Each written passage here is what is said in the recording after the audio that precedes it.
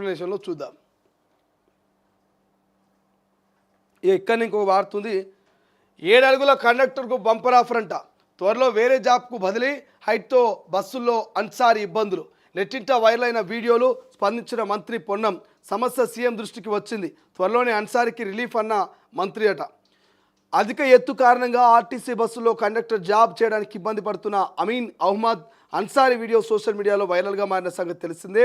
ఇక చాంద్రాయణగుట్ట షాహీన్ నగర్లో నివాసం ఉంటున్న అహ్మద్ అన్సారీ మెహదీపట్నం డిపోలో కండక్టర్గా పనిచేస్తున్నాడు.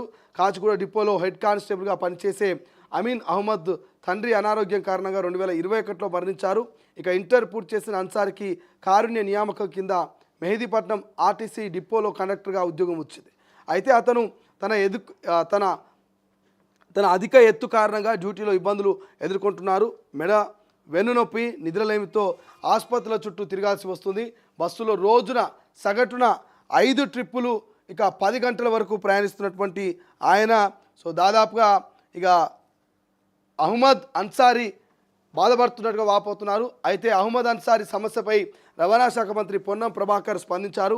ఈ సమస్య సీఎం రేవంత్ రెడ్డి దృష్టికి వచ్చిందని, అతడికి ఆర్టీసీలోనే మరేదైనా ఉద్యోగం ఇచ్చేలా చూడాలంటూ ఆర్టీసీ ఎండీ సజ్జనార్కు ఇప్పటికే సూచించామంటూ తెలిపారు. త్వరలోనే కండక్టర్ అహ్మద్ అన్సారీకి వేరే డిపార్ట్మెంట్కు బదిలీ చేస్తున్నారంటూ పొన్నం ప్రభాకర్ వెల్లడించారు.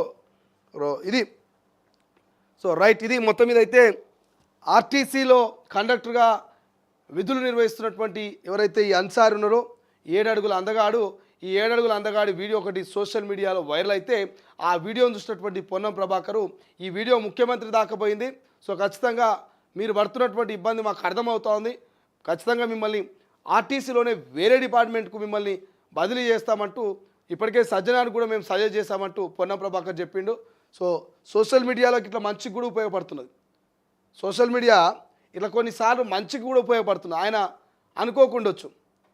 కారుణ్య ఉద్యోగం అంటే వాళ్ళ నాన్న ఇంతకుముందు ఉద్యోగం చేసేదంట ఆర్టీసీలో. ఆయన అనారోగ్య కారణంతో మరణించడంతో వాళ్ళ నాన్న ఉద్యోగం ఈ అన్సారీకి వచ్చిందంట. ఈ 7 అడుగుల అన్సారీకి ఉద్యోగం వస్తే ఈయన 2021 నుంచి మెహదీపట్నం డిపోలో పనిచేస్తూ ఉంటే ఇక్కడ ఆర్టీసీ బస్ ఏమో హైట్ తక్కువ అయింది, కండక్టర్ హైట్ ఏమో ఎక్కువ అయిపోయింది. బస్ హైటు ఆల్మోస్ట్ 6 ఉంటుంది అనుకుంటే ఈయన 7 ఫీట్స్ ఉన్నాడు.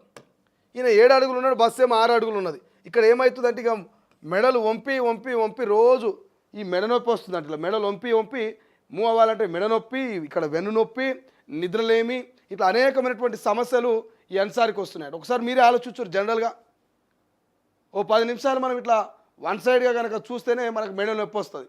సినిమా థియేటర్లోనో లేకపోతే ఏదైనా ఒక ఫంక్షన్లో హాల్లోనే స్క్రీన్ ఒకవైపు ఉండి మనం ఒక మూలకుంటే ఇట్లా వన్ సైడ్ చూస్తే మనకు ఒక్కసారిగా మెడలు పట్టేసినట్టు అనిపిస్తుంది ఓ 10 నిమిషాలు చూస్తేనే. అటువంటిది రోజుకు 10 గంటలు ఆయన మెడలు ఉంచుకొని బస్సులో ప్రయాణిస్తున్నాడట. మెడలు ఉంచుకొని టికెట్లు ఇస్తూ అటు ఇటుగా తిరుగుతూ ఉన్నాడట. ఈ మెడలు ఎక్కువగా ఉంచడం వల్ల వెన్నులో నొప్పి, నిద్ర లేమి, ఈ మెడ నొప్పి ఇవన్నీ కూడా సమస్యలు వస్తూ ఉన్నాయట. ఎవరికి చెప్పుకోవాలో అర్థం కాని పరిస్థితుల్లో ఒక సోషల్ మీడియాలో ఒక వీడియో పెడితే ఒక వ్యక్తి ఆ వీడియో వైరల్ అవుతూ మరి రోడ్ రవాణా శాఖ మంత్రి అయినటువంటి పొన్నం ప్రభాకర్ నుంచి ముఖ్యమంత్రి దాకా చేరిందట. ఇప్పుడు ముఖ్యమంత్రి నుంచి సజ్జనార్ దాకా చేరింది. ఒక్క సోషల్ మీడియా వీడియో తన లైఫ్నే చేంజ్ చేసింది. తన నొప్పిని మొత్తం కూడా రిలీఫ్ ఇచ్చిందని చెప్పుకోవచ్చు అన్సారీకి సంబంధించి. ఇది వైరల్ అవుతున్నటువంటి వీడియో.